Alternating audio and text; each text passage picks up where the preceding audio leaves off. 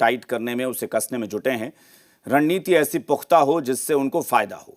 AIMIM और असदुद्दीन ओवैसी ने नया सियासी दांव खेलकर बिहार की सियासत में सबको चौंका दिया है।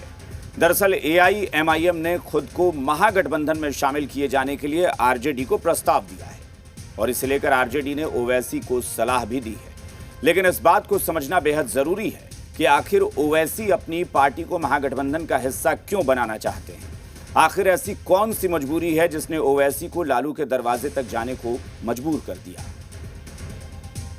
दोबारा बीजेपी बिहार में ना आए तो हमसे हाथ मिलाओ, तुम नहीं मिलाएंगे तो याद रखो ये हाथ तुम्हारे गिरेबान से भी खेलेगा इंशाअल्लाह ताला।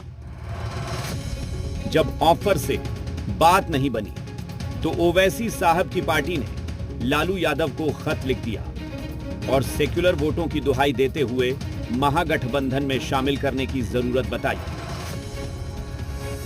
है कि सेक्युलर वोटों का बिखराव नहीं होना चाहिए। सीमांचली में पूरे बिहार में भाजपा मुक्त माहौल है और भाजपा को हराना हमारा ही मकसद है, आपका ही मकसद है। तो इसलिए एमआईएम शर्तों की राजनीति नहीं करती। हम इंसाफ चाहते हैं, सीमांचल के साथ इंसाफ को। अब बिहार में मजलूमों को, दलितों को, अकलियतों को, सबको एक इंसाफ मिले, एक आवाज मिले। तो क्या सेक्युलर वोटों के नाम पर आरजेडी या इंडिया ब्लॉक के दरवाजे ओवैसी के लिए खुल जाएंगे या फिर दांव ऐसा चला जाएगा जिससे सांप भी मर जाए और लाठी भी ना टूटे। उनके चुनाव लड़ने से क्या होता है, नहीं होता है, ये ओवैसी साहब भी जानते हैं, उनके सलाहकार भी जानते हैं। अगर आपकी मंशा है कि बीजेपी की अधिनायकवादी चरित्र को शिकस्त दी जाए, अगर नफरत की उनकी राजनीति को शिकस्त दी जाए, तो कई दफा चुनाव ना लड़ने का फैसला भी उसी तरह का फैसला होगा।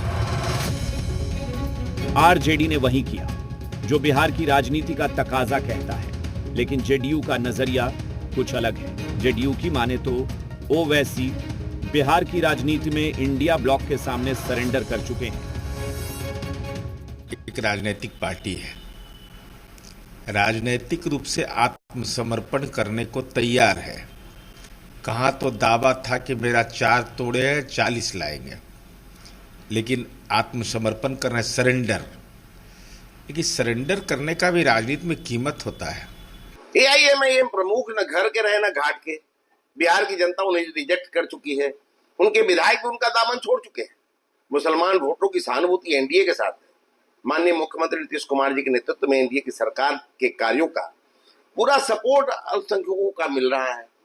अब ओवैसी साहब लालू जी को पत्र लिखे हैं या किसी और को, ठगों की जमात महागठबंधन में इनको कोई जगह मिलने वाली नहीं।